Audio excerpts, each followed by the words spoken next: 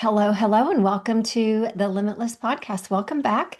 So good to be with you. Things are settling down here in the Heron world. We're almost complete with our renovation, and then we'll go into phase two.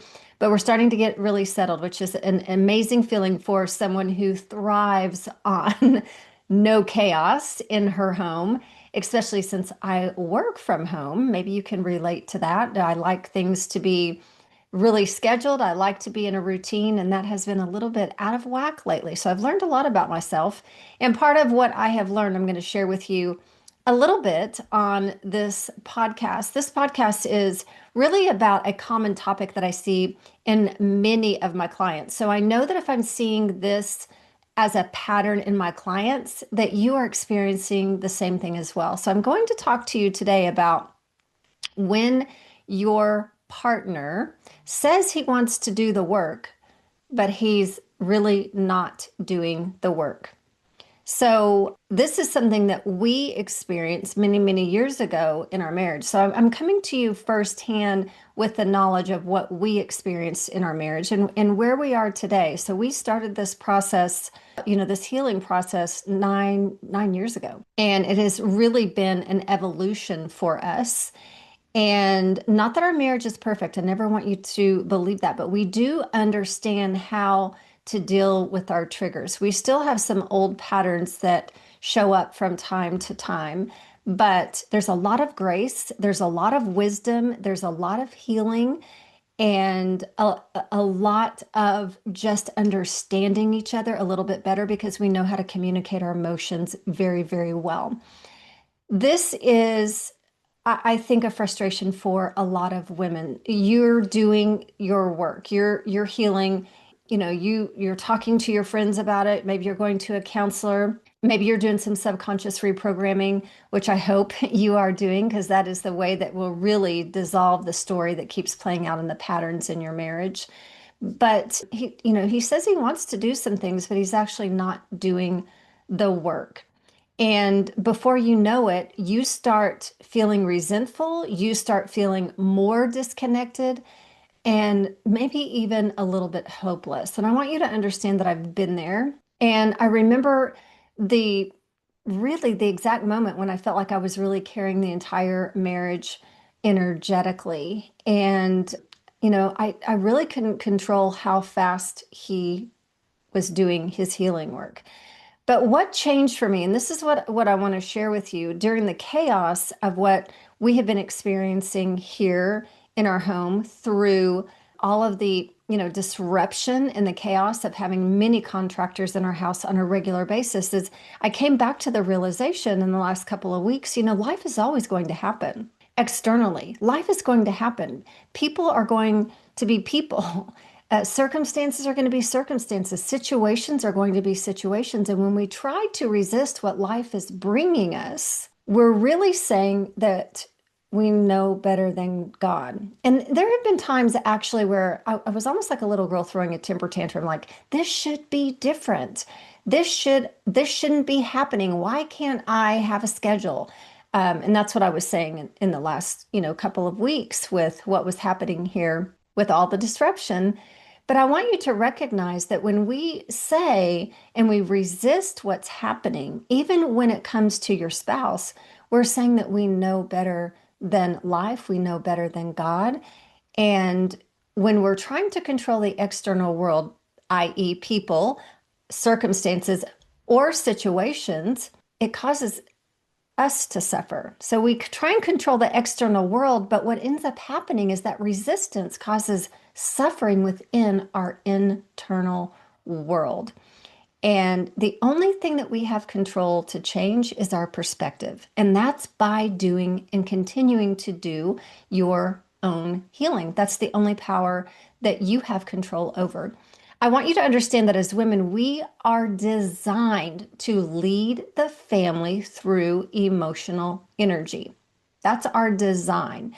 And so I want you to think about what kind of emotional energy are you projecting right now when it comes to your spouse. And so once I really learned to stop resisting him, everything really started to shift in our marriage. So today I want to show you 4 ways to bring your man into the work.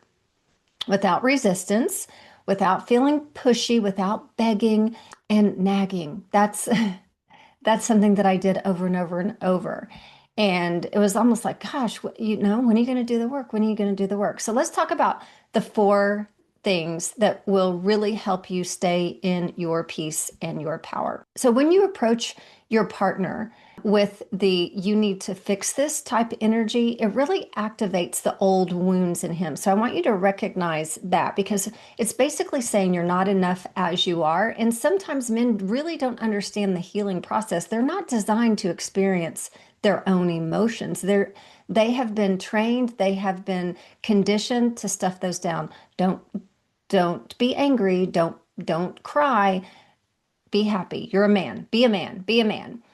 And so they go into immediately some of their own wounds. So this, I'm talking about, when we are constantly trying to fix them. So I want you to put that into your perspective. If you were, your spouse was constantly trying to tell you things that needed to be fixed about you, what he saw needed to be fixed about you. So he already feels like he has failed and he starts to shut down a little bit more.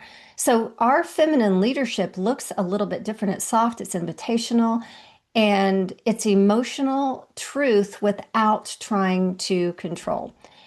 And it sounds something like this: Babe, I've been doing all the work and it's changing me. I would love for us to experience this together. And when I approached it that way, he softened, I softened, and that became a little bit more magnetic for us. And it was really me saying, I trust you to do your own healing in your own way, not the way that I think you should do it.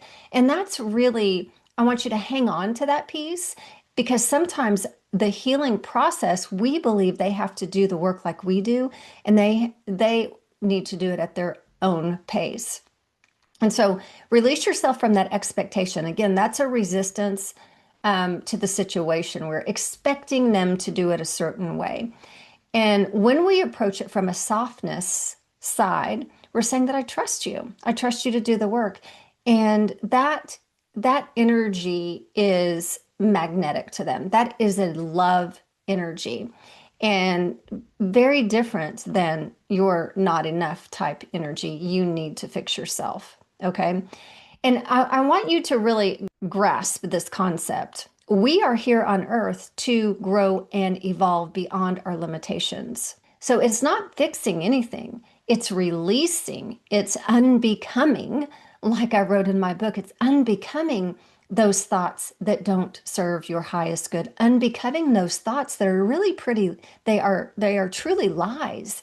They're not your truth whatsoever. So we are here to unbecome those stories of lack, limitation, inadequacy, and insecurity. You were not designed with that. Those were things that were passed on to you from generation to generation.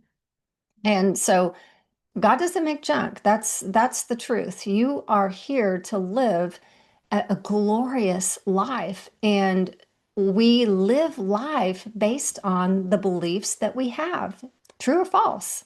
Whether your beliefs are positive or whether your beliefs are negative, that's the way you're living. 95% of our thoughts are from a negative perspective until you start changing those stories. And those stories are what I do is release the identity. So it's not just an affirmation to change up that story. It's going back to the identity that created the pattern that keeps playing out in your marriage and every other relationship. So number two, focus on what you desire and not what's wrong. So that was something that I really had a hard time with because once I started to do the healing, I started to see him in a different way. And I started to really understand that, he doesn't see himself from the place that I see himself, that I see him. And it wasn't that he was broken whatsoever, but it was that I could see the pain that he was experiencing just from, situations and circumstances and conversations that we would have. And so I really got laser focused on what was wrong in our relationship and trying to convince him to heal and hoping that he would heal, inspire him, etc. And the more I focused on the negative, the more I saw the negative. And that is palpable to our spouse. It's palpable to people because there's little words of criticism that will come out without you even recognizing it. Why? Because you're in that perspective of there's something wrong. So start to look at your husband from, remember the man that he was when you got married. He's still the same man. He's just covered up with all of these stories of lack and limitation, inadequacies and insecurities. And he can release those. So start to focus on what he's doing really well and look for the wins. And some of the things that I remember doing, and I say thank you all the time. Thank you all the time to my husband. But some of the things that I remember is maybe he didn't make the bed the way I wanted him to make the bed, but he made the bed. And so instead of criticizing him for not doing it the way I wanted, I kudos to what he was doing, trying to find things that he did really well, maybe not perfect based on what I was thinking how they should be done. And that's the key here. Start seeing the wins and start saying thank you for the things that he does do. This is emotional leadership through what you actually desire. So if you desire to see certain things in your marriage, you have to appreciate those things when they happen instead of expecting the perfection, right? Going back to what is our expectation? We have to release the expectations of what we think it should look like. And I'm going to tell you this, the way that I thought my marriage should look like is not the way my marriage is today. It's 10 times better. And so when you're able to release the expectations of what you have, things are going to be a lot better than what you actually can even envision. So it's so powerful to be able to release those expectations because it releases that resistance and it releases the suffering that's caused within you when they don't do it based on your expectations. So it's a huge shift in your mindset. Number 3, you are the invitation for the healing. And the way that you are the invitation is actually by doing your work, because when you are doing your work, there will be a point where you're so aligned, you're so radiant, and that energy just leads in the marriage. And it's palpable. It became super powerful to my husband. And he would say it all the time. You are such an inspiration to me.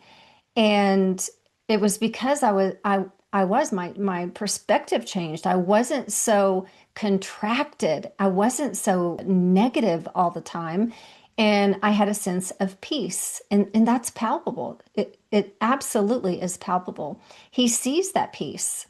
He will see that peace in your body. He sees the softness in your tone of voice. And he really lights up because there's a calmness about your energy now. And he's going to start to wonder what has shifted.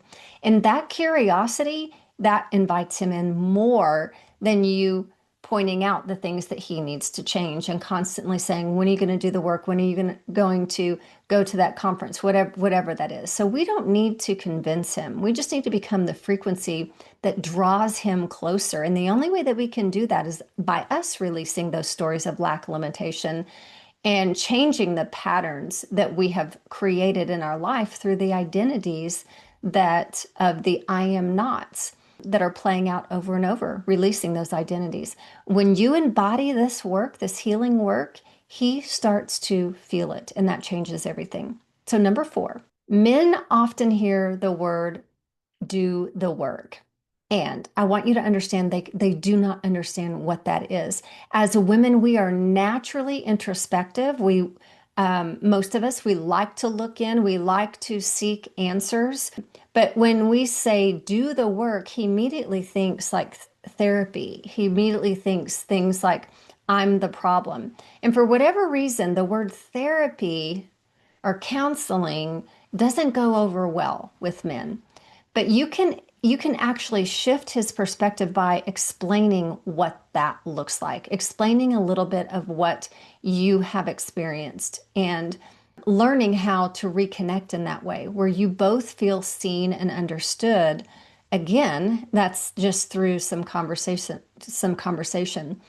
But you can explain to him that this work is not, it's not a punishment. It's not hard. We are here to express our feelings and emotions. And when we haven't expressed our feelings and emotions, they're sitting someplace in our body, which can cause dis-ease in the very near future. And the release of those emotions is going to free up your body and make your body feel so much better. But it's actually a roadmap back to love, love of ourself. And when we can love and accept ourselves, we can love and accept others in such a beautiful way. And so when you explain to him what doing the work is, that can help him avoid a little bit of the fear.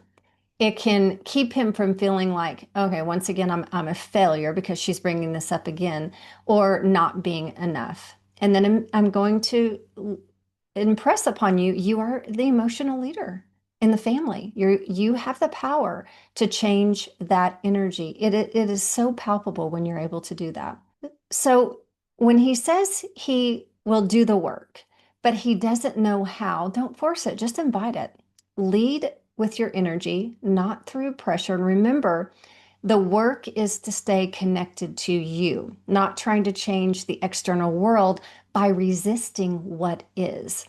And that's a hard concept. I recognize that. That's a very hard concept because we are programmed basically to want to change our environment, want to change our circumstances, and so forth. And there are certain people and circumstances and situations that do not need to be a part of your life, 1000%. That is just unhealthy. But if you're in a marriage that has just lost its path and he's a good guy, it is worth going down the path. It is worth it to go down that path. So you continue to do your work, stay connected to you by not resisting what's going on, but just focusing on healing yourself, your truth, healing your emotions, and bringing yourself back into alignment. Because when you do, you're going to be the safest person in the room for your spouse. And that safety is actually what is going to call him to do the work. He feels safe with you. He doesn't feel like he's to blame or he's criticized. And so if this resonates with you and you're ready to rebuild your relationship and do the healing, go to my new website, deannaherron.net, and check out the programs. I would love for you to take a look at that beautiful new website. And if there's some way that I can help you in this process, it would be an honor to do that. I have been instrumental in helping thousands of women change the way they think. And when we change the way we think about things, it changes us. And when we change us, sister, life is so much sweeter, so much sweeter.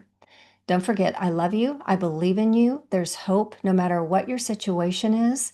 And if I can ever help you in some way, I would love to. You can reach out to me in my social media, Instagram, Facebook, LinkedIn, and I will see you next week. God bless you. Hey, thank you so much for listening to this episode of the Limitless Podcast. If you loved it, and I know you did, make sure to like and subscribe and share it with others. Help us get the message out. See you next week.